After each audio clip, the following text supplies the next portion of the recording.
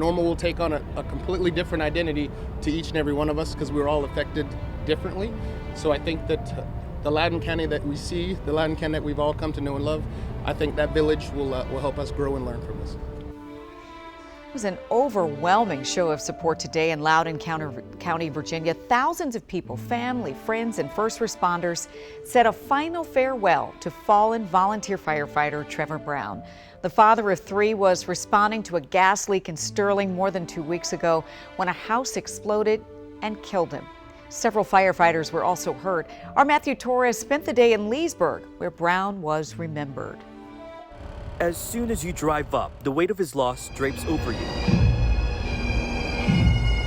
More than 2 weeks after Sterling volunteer firefighter Trevor Brown died, a time to say goodbye. Taking time to recognize not only Trevor, but his family and his friends, that's who we are as an industry. A fire truck carrying a casket with his urn travels to Cornerstone Chapel. It's here where thousands of members in the law enforcement, fire, and rescue communities across the DMV unite in his name. It's humbling to all of us to get the support from across the region and the country. Brown was killed when a house exploded after a gas leak from a large underground propane tank. He was responding with firefighters who were also injured. The same engine 611 that responded to the scene sits outside the church. As his father, I so loved our strong hello and goodbye hugs and talks. Trevor Brian Brown is our absolute hero. During his celebration of life service, Virginia Governor Glenn Youngkin personally delivered the folded U.S. flag to Brown's wife. Trevor had this rare heart and soul, this immense love for selfless service. Brown is being remembered as someone who enjoyed the outdoors and coaching youth sports teams, and his commitment to his role as a firefighter, as indicated in a journal entry. I see volunteering as a good way to give back to the community and to help others.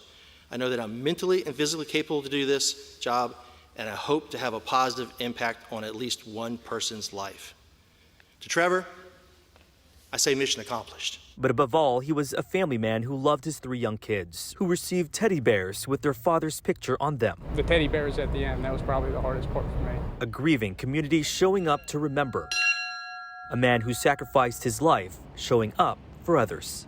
The fire department is now trying to figure out how to move on after this tragic incident. No doubt, a lot of behavioral health services and peer support are happening right now. But one of the assistant fire chiefs says as much as it took a village to put this service together, it'll take a village to find a new normal. In Leesburg, I'm Matthew Torres, WUSA 9.